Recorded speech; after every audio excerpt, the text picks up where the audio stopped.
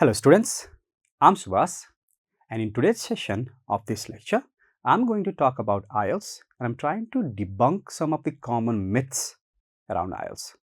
So you might have heard a lot of things about IELTS in the market, but you're not really sure it is true or not, or there might be a lot of misinformation circulating in the market that might confuse a student. So in this session, I'm going to explain few of the things to you and make you understand how IELTS really works. With my knowledge and experience I've gathered from the field, I will help you know about IELTS. Remember, you can do this if you understand IELTS. It's not a really complicated test. Before we jump into this, a little bit background about myself. My name is Suas. I am Senior Academic Instructor at Kangaroo Education Foundation, Putal Sarak. And in this session, I'm going to talk about some of the common myths and information about IELTS that you might misunderstand, or there might be a lot of misinformation going on in the market and you're confused about this. Let's move ahead. Let's know a little bit more about IELTS. So the common myths around IELTS. So what are the common myths and what students often get confused about? So let me try to debunk some of the common myths. So today we're going to talk about some of the myths surrounding IELTS examination. IELTS, or International English Language Testing System, is a popular exam used to assess the English proficiency of a non-native speaker. Remember this word, international. This had a lot to do with what your IELTS is all about. There is the word international there. Why? Because your English you are going to use in this examination should be on an internationally accepted format. So you should not be using any informal tone. You cannot use any slangs. For example, yeah, nope, I'm gonna do that, I gonna do that. So things like that, they are not accepted. Or jargons that is too cultural or too professional. For example, if I make a sentence, my dasai last year was great. This is not going to work for IELTS because the word dasai is not English word, right? So the examiner might mark me down for this sentence. So it has to be on internationally accepted format of English. Another thing is there's another reason why the word international is there, and the reason is this is a test that is taken on an international scale throughout so many countries, and all the students from different countries will be giving the same examination. There are many misconceptions about the exam that we'll try to clear up in this video. First, body language and eye contact. This is one of the most frequent questions I often get asked from students. Will my body language matter? So here in the screen, you can see certain body languages that students often assume during the examination. Have a look at this. Does any of this look interesting? So certain body languages give a certain meaning. However, in your IELTS, body languages do not matter. If you don't believe me, you can go and look at official IELTS scoring system. If you go online and search for IELTS speaking band descriptors, you'll come across a big chart. That is the official IELTS scoring system. Nowhere in that chart it talks about a body language.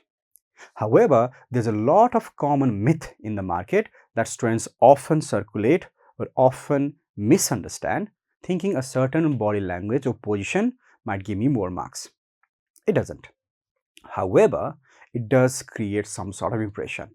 A body language is not going to be giving you certain marks, but it might hinder you from speaking well. For example, if you're closing your hands like this, as you can see this gentleman doing over here, right? Or if you have this particular body language, it might discourage you from speaking. On the other hand, if you're moving your hands as you speak, for example, might actually help you speak.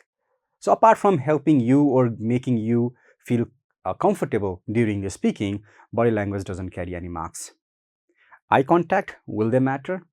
It doesn't. You don't need to maintain eye contact.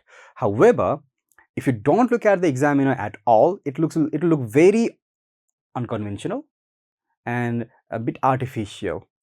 And you don't want to do that because the examiner is not really going to be impressed. I'm not saying to stare at the examiner, But every now and then as you speak, to maintain an eye contact, so they will understand you are speaking with them and you are understanding them.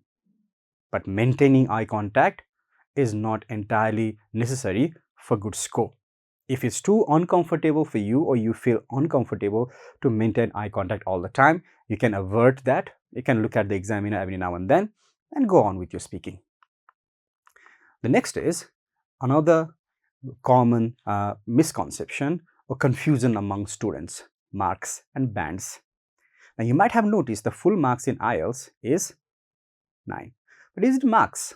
This is something that often confuses students. Are bands marks? Don't you think 9 as a full score of IELTS is a bit unusual? Wouldn't it be easy to say that I got first division in IELTS or distinction in IELTS? Wouldn't it be easy if I had like 100 marks? Out of that, I would get 80 or 90. It's easy to say that I scored this much percent in my IELTS. But there is this thing, IELTS marks are not marks. They are something called bands. And what are bands? Bands are not marks. Band represents level. Behind me, you can see this score sheet provided by official IELTS website. You can go to British Council's official website or IDP's official website and you can see this table. You can see each band represents a level. So if you are scoring a certain band out of your examination, for example 5 or 6, you can see which level of English you are in. Basically, IELTS says there are 9 different levels of English. And once you do your examination, it is going to give you a certain level saying you are at this level of English. So at band 0, did not attempt the examination. If you do not show up for your examination, 0. 1, non-user. 2, intermittent user.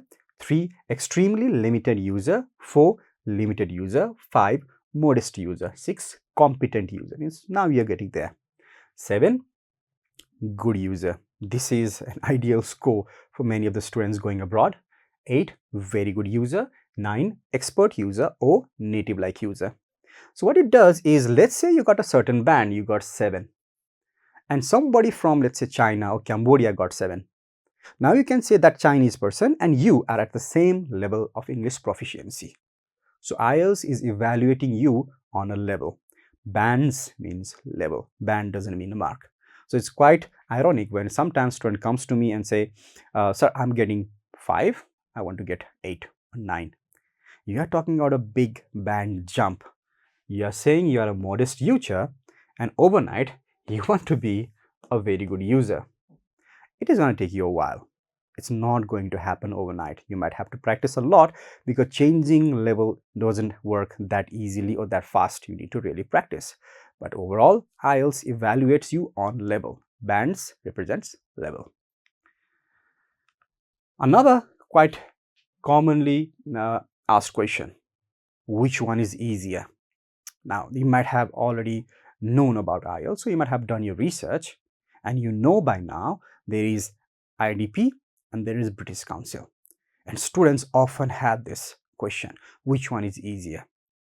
And YouTube really doesn't help here, because even I myself have found a lot of videos in YouTube or different resources where it promises one is easier than the other. I've seen some people saying IDP is easier, and I've also heard some people saying British Council is easier. So what do you think? Which one is easier? Let me help you with that. British Council or IDP? You need to understand how IELTS works. IDP and British Council are what we refer to as partners for IELTS. They own this company, but they do not make the question paper. The question is made by Cambridge. So Cambridge University has a different branch for IELTS. It is called CELA, Cambridge English Learning Assessment. And CELA is responsible for making the question. Not only that, they also train the examiner. They also train the exam invigilators. They make the question paper. They don't make question paper for IDP or British Council. They make the question paper for the day. So let's imagine if tomorrow you are giving examination and your friend is also doing the examination tomorrow. One of you join British Council, another joins IDP. Chances are you'll be taking the same question paper. Although you are doing different test centers, you'll be doing the same question paper. Why? Because CLA sets the question for the day. It doesn't make question for British Council or IDP. It sets the question for the day. So here's the thing. Now you understand who makes the question paper. So a question like this, when one asks me which one is easier, is like asking a question, sir, where should I give this examination? In a room this or room that? This room or that room? It doesn't really matter. So there's nothing like difficult or easy. Don't let others misguide you here. None of them is easy, none of them is difficult, they are the same. So the last question here, how should you choose one or the other? My advice is do a bit of research. Find the area that is closest to you. Which test center offers an examination in the closest deadline you want? For example, you might want to do examination within a week. So go and find out which of these test centers have examination dates for that week. Both of them have different calendars. British Council have different calendar of examination and IDP has different calendars. So you might want to choose a date offered by British Council or IDP one that is favorable to you. Another, which one is closer to you? You don't want to travel very long before the examination. Right? A little while ago, we used to have trouble with deadline because a lot of students would book it. And I have even known students to travel outside Valley or to a different district or area to give examination. But I wouldn't advise you that. Why? Because traveling that long journey before the examination is going to make you strained, you're going to feel tired, and you can't really score high that way. You need to feel relaxed. So don't try to travel too far. Find the test center that is closest to you. And last but not the least, try to find out which test center uses the best equipments. For this, speak with the other students who've given the examination and ask them around. Did you enjoy the test? Were the equipments, especially headphones, working fine? How close you were placed to the next examiner, right? In some test centers, I've known the students have plenty of space to play with. And some, you might be in an exam hall, there are a lot of students, and you don't want to be in those situations where you might be disturbed with the other students staying too close to you. So find that out, do a bit of a research. So which one is the most convenient to you? So you can go on that particular direction. Another one, will my accent matter? This is one of the most common questions often asked by the student, and a lot of students are really concerned about their accent. What are accents? Accents are this particular tone which comes from your mother language. And accent basically dominates the other language you're trying to speak, right? Everyone has an accent. I'm speaking English, but I'll think I don't have an accent. But I will have some sort of accent. It's for the others to decide whether or not I have an accent. You might have noticed or you might be noticing that I have an accent, but I, in my head, will not think that I have an accent. Same goes with you. You might think your English or Nepalese or whatever language you're speaking is just like normal. There's nothing wrong with it, but the other person listening to you can detect your accent. Now the question, will the accent matter? And the answer is no. The accents means how you speak, the tone of voice doesn't really decide your marks. However, the accent should not be thick. Remember, I'm using the word thick here. We refer to accents as thick or thin. A thick accent is where a certain language is dominating other language as the person is trying to speak. Example, I'm not trying to offend anyone here.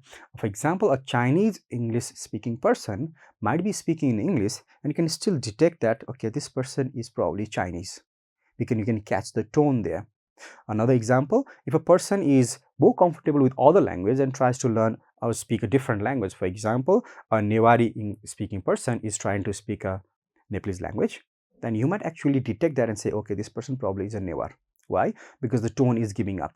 So that kind of tone is not really going to affect your score. But if it is too thick that the pronunciations starts altering, then this might cost you marks. Thick or thin, this is how we refer to accent as.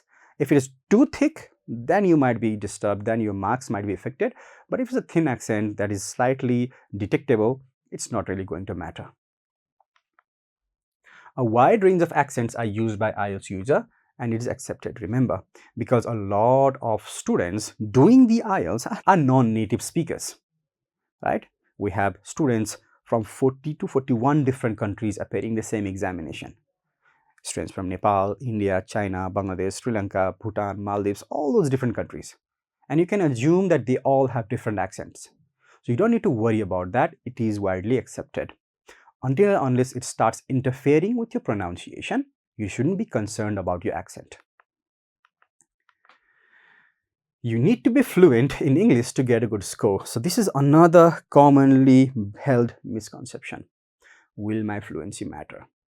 If you have watched our other videos where I was talking about the introduction of IELTS, I did give you a small glimpse of what the whole realm or periphery of IELTS involves. Fluency is a part of it. Fluency refers to the way of your speaking. What do you think is fluency actually? Is fluency speed? Is fluency consistency? Is fluency how we speak without making a mistake? Matter of fact, it's combination of all, but fluency is mostly all about your consistency. How consistent you are in terms of your speaking. Do you get stopped in the middle? Do you get stuck in the middle? Are you making mistakes frequently? Are you holding yourself back? Are you repeating certain things? Are you sometimes very fast and then suddenly slow down and then again pick up with speed? So these things matter. But fluency alone doesn't decide your marks. It's a fraction of what makes IELTS. So do you need to be fluent? The common myth is you need to be fluent, but the reality is not at all. Some students might not be fluent. That might affect their certain speaking score, but the other areas of your reading, writing and listening is not going to be hindered with fluency, right? So it certainly helps to have a strong command of the language. You don't really need to be fluent to do well. I have known a lot of students who were not very fluent yet managed to get a decent score at the end. The exam is designed to test your ability to communicate effectively in English, and it takes into account your level of proficiency, your level of English. So fluency is just a part of it. Remember that. And even if you're not fluent, you can still do well in the exam. You need to prepare this properly. So you need to have a British or American accent to do well. Now, a lot of students often say that. How many different accents are there in English? There are more than two accents actually. We have British accent, we have American accent. There's also something called Indian accent. A lot of us, we use Indian accent as we speak because we are exposed to this. It doesn't mean that we're from this particular part of the world. It basically means that the English that is used is what we call as regionalized English. This is very common among Indian subcontinent, right? That involves Nepal, India, Bangladesh, Sri Lanka, and all those countries. A lot of vocabulary that we use in this belt doesn't even exist outside this belt. For example, the word brinjal, right? The word brinjal, we've learned it in our school as a vegetable, is not used outside this particular part of the world. The other part of the world uses a different name for that vegetable. They call it aubergine or eggplant. So our English is often referred to as Indian English. Now coming back to the main question, so do I need to have British or American accent? You don't. One common mistake students often do is they try really hard to pull off an accent. Accent is not something that you can create. Accent comes with the practice, right? And you might develop a particular accent. But I found sometimes students try so hard during the speaking session, they try to sound American or sound British. This usually backfires because I found students making a lot of pronunciation errors in the process, and this in turn will harm them rather than helping them with the score. So don't try to pull off an accent. Act natural and be comfortable with your speaking. The exam is designed to reflect a variety of accents and dialects. So you don't need to worry about sounding like a native person or native speaker. Moving on, the exam is too difficult. We have a lot of students who would even before approaching the exam get so nervous about it. One thing I often tell my students very frequently is don't overthink it. You overthink it, you overcomplicate things. Right before the examination, a student often thinks this is going to be too difficult, I can't speak, I already gave up. If you start with negative, you can't end too positive. You need to be positive with this. So think about this. You can do it. Everyone else has done it. You can do it. Definitely you can do it. The exam is not difficult. It's all about practice. It's a common myth in IELTS that the exam is too difficult and it's going to be too difficult for you to score high marks. It can be challenging, but I'm not going to use the word difficult, because in my professional experience, I have come across students with very unique set of skills. I've come across students who would come to me and say, sir, I find this section easier or this section difficult, and the other student would have a very completely different problem. I've even known some student who would say, sir, I find speaking very easy, but I find listening difficult. I've even had students who find writing very, very easy and speaking challenging. So if you ask this person which one is difficult, one person is going to say, this is difficult for me and this is easier. It's all about your exposure to English. But it is not difficult or easy. I often use the phrase challenging because it can be challenging at times, but it's not difficult. There's a difference between these two words. Remember that. The exam is designed to test a range of language skills, including listening, reading, writing, and speaking. And it's important to prepare for each section individually. With proper preparation and practice, you can improve your chances of doing well in the examination. Practice makes you perfect. You need to practice a lot of it. I usually tell my students, if you are doing reading, you should practice ideally something in the range of 30 to 35 sets of reading. If you are doing listening, another 30 or 35 sets of listening should be done. Speaking, ideally about 20 to 25 hours of speaking you should put. Remember, I'm saying hours. And most of you have not spoken in a long while. Most of the students avoid speaking because they hate speaking in English. And whenever you had opportunity to speak, you probably backed off, saying, I can't. But now, it's now or never. You have to speak. So you really need to start practicing. Doesn't matter how good or bad it is. Practice. Work on your mistake. If you don't give it a shot, you can never do this. Practice as much as possible. You need to prepare for speaking only. This is another common myth. I have had student would come to me and say, sir, I think if I prepare in speaking, I can do the rest because I've been reading in my school, I've been listening in my school, I've been writing. It doesn't work like that, because reading, writing, and listening, these three skill sets of IELTS is very different than what you've learned in your school. A lot of question types can vary a lot from what you've really studied in your school. You need to understand the nature of IELTS itself. It is testing you on a language proficiency. Your further knowledge, your former knowledge of the subject matter is not being questioned here.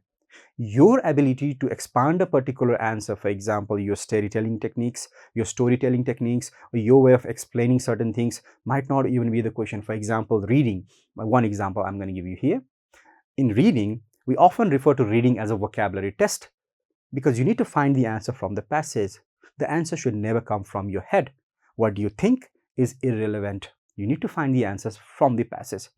So all the reading you've done in your school or college is very different than what you are actually doing in your IELTS. Some people believe that you only need to prepare for the speaking section, and this is where you'll be interacting with an examiner. That's not the case. You need to practice for all of the sets. Remember, the average marks you get is the average of all 4 different sections of your IELTS.